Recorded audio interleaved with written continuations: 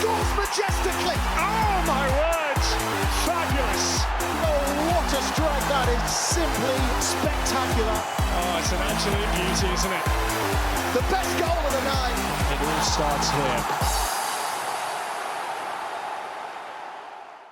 Hello and welcome to this week's show. What a weekend it was for Barnet as they were crowned champions of the National League following a 4-0 home win against Aldershot. And yes, the Dazn cameras were there to capture all of the action.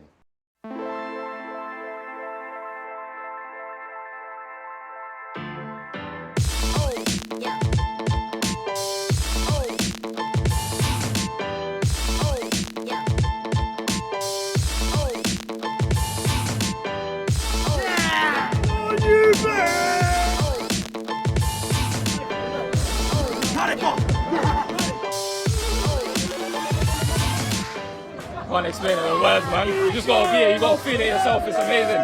We've worked all year for this. We deserve to be champions, so I'm sure we'll enjoy tonight and just look forward to next season now. Champions again, ole ole!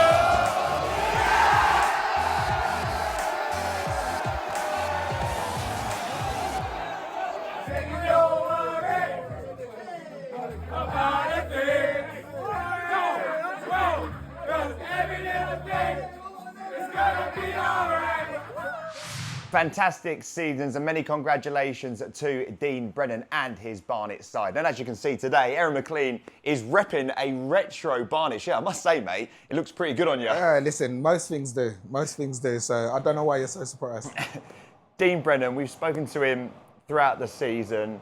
How much of a relief for him and everyone associated with the club that they finally got it over the line? Huge relief. You know, I think that for Dean, his objective was always to get Barnet promoted into the Football League. And, you know, I think that all the talk about the previous 3 results, you know, a couple of draws and a defeat, he probably will admit it now, but I'm sure that there was, you know, some nerves in the camp. There was a little bit of, you know, apprehension, but for them to go and get the job done, you know, and now guaranteed Football League status, you know, I'm sure that the relief for everyone will be huge. I think now though, you know, I spoke to Dean on Monday and he still wants that point. He wants to get to that 100-point mark and he wants it for the players. You know, he wants those players to go down in Barnet history as the first team to get 100 points and get promotion. So, you know, fingers crossed they're able to do it. The table doesn't lie, does it, at this time of the season? Do you think that the right team has won the title? Without a shadow of a doubt. You know, I think we said it at the beginning of the season that throughout the spine of their team, I think that they were the strongest team, you know, and they were the team that was best placed to be able to go and win the title. After last season as well, you know, coming so close, not doing themselves justice in the playoffs, they were adamant that they were going to go on and make sure that they get it done and go one better this year. But I look at, you know, the goalkeeper, yes, the goalkeeper's changed throughout the season, but they've always had strong goalkeepers. Defensively, they've been renowned for their defensive abilities. Tavares, you know, I think has been a standout player for me. He's a player that I loved anyway. Hartigan played every minute of every game, consistency, you know, personified. And then up front, first of all, you're looking and it was always Nicky Kabamba who was getting all the goals. But Callum Stead has come to the party this season. You know, he's been absolutely magnificent. Even when he hasn't been scoring, he's still been effective. You know, and that is always the signs of a good striker. You mentioned Stead there. His stock has definitely risen playing in the National League, as would the manager, Dean Brennan. Do you think, not putting a downer on it, but a lot of their players now will be in the spotlight for potential even bigger moves, especially obviously Dean as well, who's had a fantastic season. He's going to be a great character in the EFL. Do you see him being in the dugout next season in the EFL with Barnet? I do. Listen, when you have so much success together, you want to take that forward. I think Barnet are perfectly placed to be able to go and go again, you know, and give a really good account of themselves in League Two. Naturally, questions are going to be asked throughout the summer. You know, other clubs are going to look at the standout players like your Callum Steads and say, you know what, bringing him to our club would be beneficial. And same with the manager. You know, when you're successful, success will naturally breed interest. I'm sure Tony Kleanthos, is more than aware of that.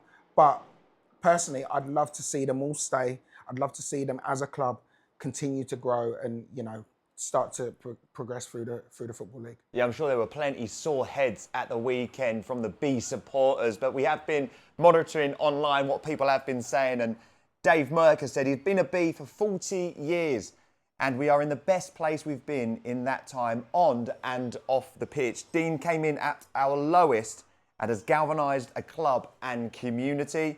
The B brief says we are EFL. It's been 4 years in the making, but we've done it. The plan worked. The story of how we've transformed will remain long in the history of this football club. We're back where we belong. They're going to have a fantastic season next year. Those fans can really enjoy being in the EFL. Yeah, and listen, I think you have to, when you look at the Barnet story, naturally you have to look at the manager. Dean Brennan came in when they were at their lowest point. He came in to keep the club in the National League.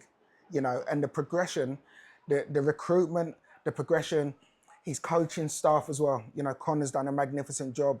All of the guys down there have done brilliant.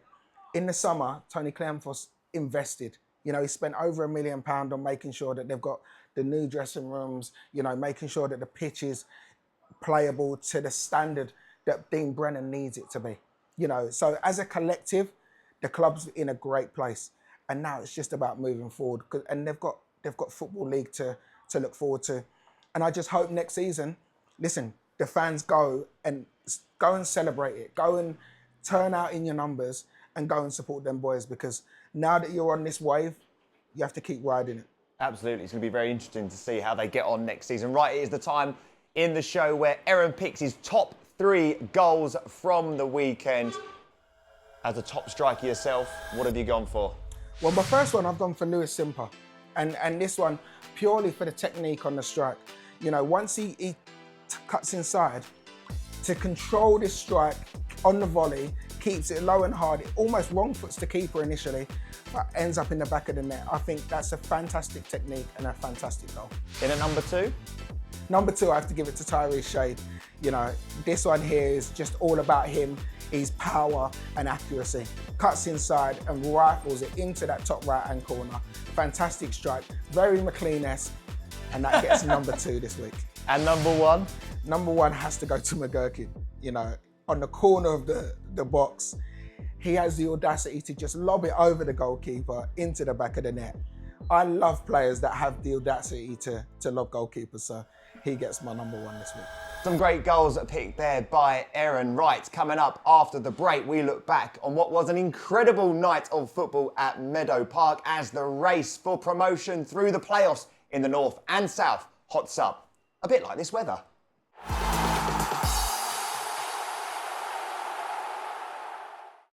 Greatness comes to Dazn this summer.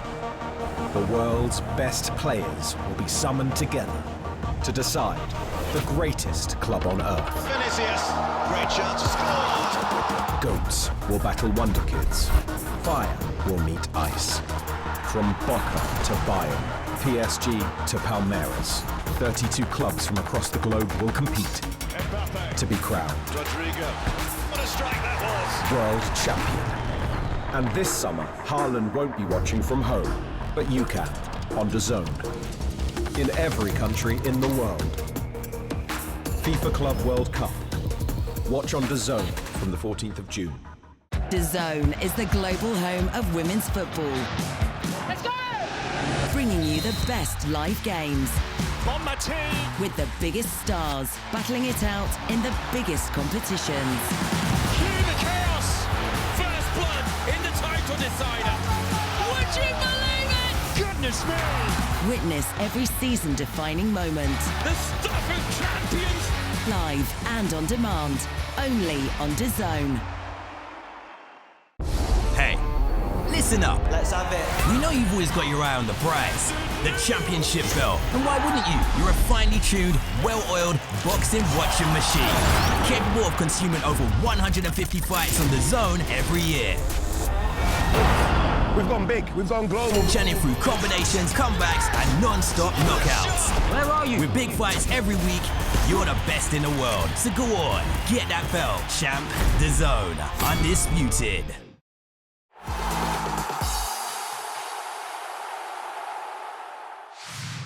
This Monday, we bring you coverage of the final day of the National League season with a special multi-match live.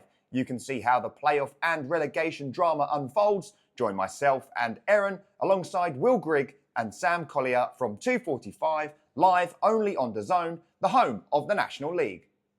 And you can catch all the goals and action from the final round of the National League season with our highlights show, exclusively live on Dazn this Tuesday at 4 p.m.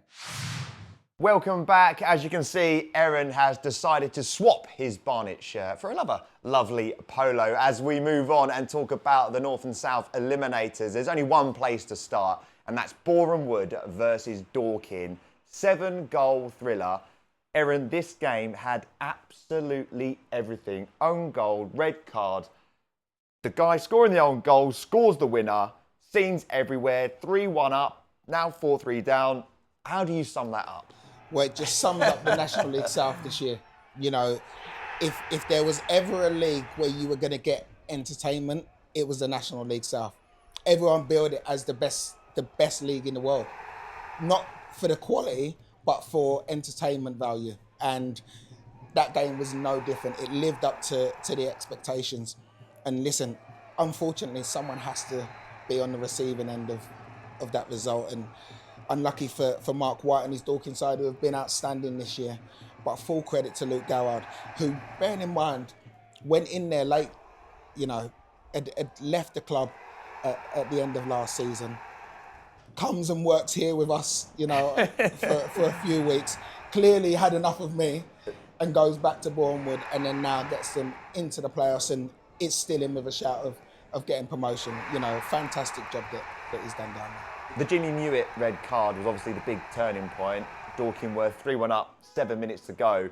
Just how much character does that show from Luke's side to never give in, always chase, and then for the winning goal scored by Femi, an unbelievable strike to win an eliminator game? Well, first of all, the credit has to go to the players. You know, huge character, because once you're 3-1 down, you know, coming to the end of the game, it would have been so easy to just feel sorry for yourselves and, you know, go on and lose 4 or 5.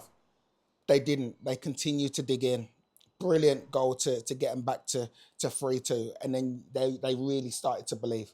You know, once the equaliser goes in, all of a sudden it's now, right, let's go and win this. We can win this game. And for Femi to pop up with a worldy strike like that. Was that McLean-esque? Absolutely. You know, I've hit a few top corners like that. But listen, I don't think anyone in the stadium would have expected that from Femi. Not to say that he hasn't got the ability to do that, because we've seen over the seasons that he's capable of a worldie every now and again. But such a big goal at such a big moment, you know, was brilliant for him, brilliant for the club. And, you know, I look forward to seeing if they can, you know, replicate that level of performance in the semi-final. The other game was Worthing versus Maidstone. And I don't think many people may have seen this result coming. Maidstone travelling and getting the 2-0 victory through 2 penalties by Ben Brooks. Prior to that game, I thought this could have been nailed on Worthing. Down at where they play, the atmosphere is incredible. They've got Mo Fowl up top, who is scoring goals for fun, someone who I've watched closely over the years. I just felt that they would have enough to get over the line. And obviously with the way they finished, they had one hand on the title at one point. It was all in their own hands. How damaging can that be for them going into that game, having been so close? And then with Maidstone, who've just sort of crept in, they had that really good run, and then they dipped off. Now Maidstone are going into it, sort of nothing to lose, and they've come out on top. Yeah, well, it's hugely disappointing. You know, Worthing last season obviously lost in the final, and we're hoping to go one better this year. It didn't quite play out that way, but they definitely would have fancied their chances in the playoffs. You know, I'm like you, I looked and thought, do you know what, Worthing at home, I've seen them play plenty of times, and they play a brilliant brand of football. I fancied Worthing to go and get the win, but listen, George Elokobi and Craig Fagan are doing wonders down at Maidstone, and You know, they finished in that 7th spot, but now they're perfectly placed. You know, look how many times we've seen the team that just gets in the playoffs go on and get all the way to the final and potentially win it. You know, so full credit to them. Another fabulous season for their fans to enjoy. And, you know, let's see if they can go one step further and get to the final. And there was late drama in the National League North as well, as Chester beat Buxton 2-1 with a goal taking place in injury time, and Chorley beat Kings Lynn 1-0. If you are going to score winning goals in an eliminator in the playoffs, it's best to do it right at the end, isn't it? Always, always. Listen, there's nothing better than scoring a goal late on and knowing that you haven't got long to hang on. You know, they always say sometimes you can score too early. When you get a late one, you know, right, I think it was the 84th minute that they scored. So they've got 6 minutes plus injury time to hang on. And, you know, they were able to do it. For Chester, you know, they had to go to extra time, play those extra minutes. It'll be interesting to see how much that counts against them in the semi-final, because, you know, they've had to play 120 minutes and now they have to travel away. So, you know, you look at the teams that have the home advantage, Scunthorpe, Kidderminster. I do fancy both of those two to get through to the final and be contesting for the chance to get promoted into the National League. But again, like the South, brilliant league throughout the season. You know, all the teams that are competing for it would be worthy winners. And for those players that scored those late goals in the North and the South, they will remember those moments, the scenes, the elation from the crowd for the rest of their playing career. Well, they will remember it if they manage to get promoted. Valid, yeah, you know, yeah. Soon forgot about it if you get knocked out. Absolutely. Listen, I've been in playoffs before. You know, I remember when I was at Aldershot and I scored in the playoff final. We ended up losing on penalties to Shrewsbury, and, you know, when people now talk about goals that I scored, that one is one that very rarely gets thought about, because for as great as it was in the moment, it's, you know, it reminds you of a painful time. Losing in the playoffs is painful. So, yeah, for whoever scores and gets the team promoted, that's who remembers it. Anyone else, you almost try and erase it from your mind. Right. The final day of the season is almost upon us. Again, the obvious starting point is the game that's going to be taking place at Gateshead v Southend. Gateshead went on that terrible run. They picked a few points up. Southend, we've been watching throughout the season. Are they going to make it? Are they not? No, it looks not. Out of nowhere, it's in both of their hands. So it is going to be a fantastic afternoon of football. Well, listen, I don't think you could have, you know, you couldn't have written it any better. You know, it's the perfect script. Whoever wins gets into the playoffs. You know, for both teams, they both know exactly what they need to do. You'd have to say that Gateshead probably have the slight advantage because they're the home team, but Southend will fancy their chances. They're in good form, and Gateshead's pitch could almost work against them. They're a very possession-based team. So, listen, I think this one's a flick of a coin. It's whichever team turns up on the day. But of every game this season, this is the game where you have to come and you have to bring your A game. You have to perform. If you don't perform in this game, the whole season's work is out the window. So, yeah, it's going to be a thriller. The pressure on the players and everyone from both clubs. When you said that there, the whole season means nothing. Does that play on the players' shoulders? Because obviously for Southend, they only need a draw and they nick that final spot. Yeah, and listen, I don't think they can approach the game as, let's just get a draw. You know, I think if you do that, that's where you really run the risk of losing the game. But for both clubs, there's so much riding on it. Gateshead last season got into the playoffs but weren't able to compete to get promoted, which was a huge blow for them. Southend, on the flip side, they've had to take over now. Now everything's moving in a positive direction. And they just missed out on the playoffs last season. So now they want to make sure that this season they go one better, get into it. And if they're able to get into it and at the end of it get promotion, that goes a huge way towards them getting back to where they feel that they should be. There's another belter at the bottom of the table, Maidenhead versus Boston. We've spoken a lot about Boston and the great survival that they've done under Coughlin. For Maidenhead, they have to win and hope things go their way. How frustrating is that for players going into those games knowing that it's not in your own hands? Yeah, it's a difficult position for them. You know, they've season after season, they've always been flirting with relegation, but at the end of the season, they always manage to pull it out the bag and move away. This season's different, and they probably couldn't have picked a worse opponent than Boston, because the form that they've shown this, you know, in this second half of the season, since Graham Coughlin's come in, has been nothing short of sensational. So that is going to be a very difficult game for them. And also seeing Dagenham and Redbridge go and win 6 against Altrincham, you know, I think again that's another hammer blow for them, knowing that they actually have to go and win the game, beat one of the most informed teams, and hope that results go their way. It's a difficult ask for Maidenhead. You mentioned Dagenham and Redbridge there, that 6-1 drubbing of Altrincham. For them, they're in the front seat, as it were. They know, it's plain and simple, if they win against Solihull away, they stay up. Yeah, and that's all you can ask for. All you can ask for is to have your destiny in your own hands. And with that fantastic result against Altrincham, who have, you know, second half of the season totally capitulated, by the way. Did you see that result coming? I don't think anyone saw that coming. I think if you did see that coming, you need to do the lottery and let me know the numbers as well, because that was totally out of the blue.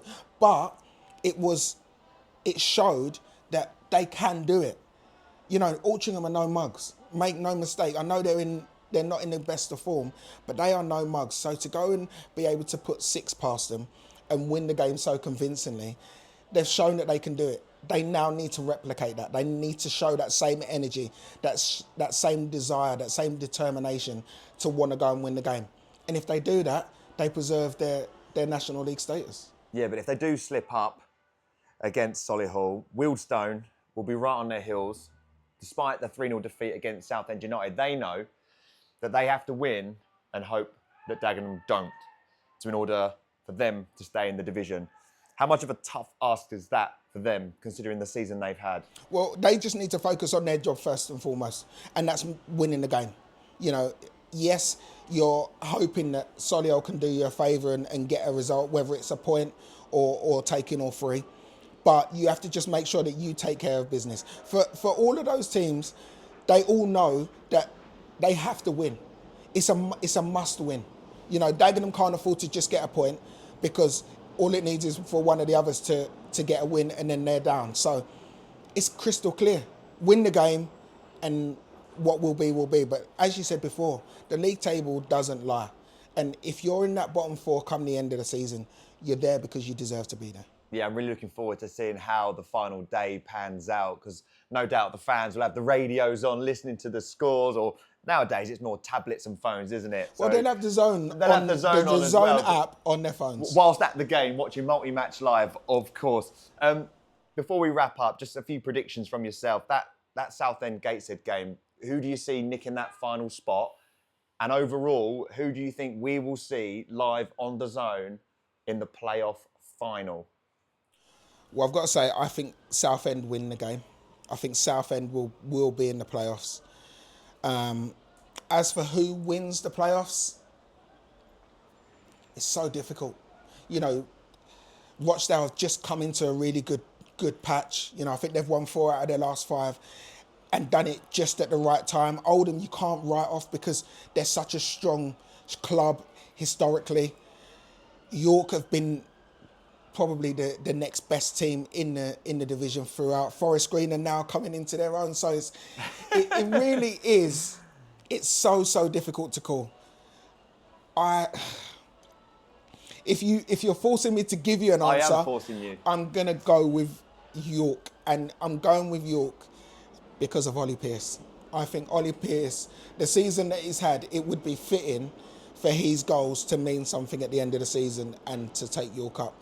And they just avoided relegation last year, so what a story that would be. And you can watch all the action unfold on Multi-Match Live this Monday. We have some special guests with us. Will Grigg and Sam Collier will be joining us for the final day of the season in the National League. Come and see us at 2:45 when we go on air. It is going to be an absolute cracker. And you can catch all the goals and action from the final round of the National League season with our highlights show, exclusively live on Dazn this Tuesday at 4 p.m. Our final word has to go to Dean Brennan. We know he likes to watch this show. So, Dean, from everyone here at Dazn, congratulations to you and your staff. You are the National League champions. Ole, ole, ole! Ole, ole, ole!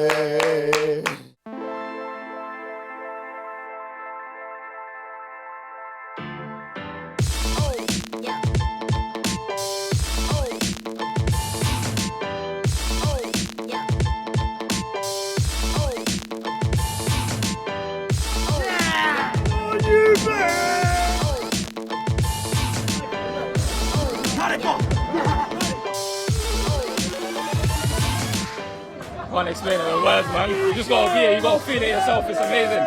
We've worked all year for this. We deserve to be champions, so I'm sure we'll enjoy tonight and just look forward to next season now. Ole, ole! Champions again, ole, ole!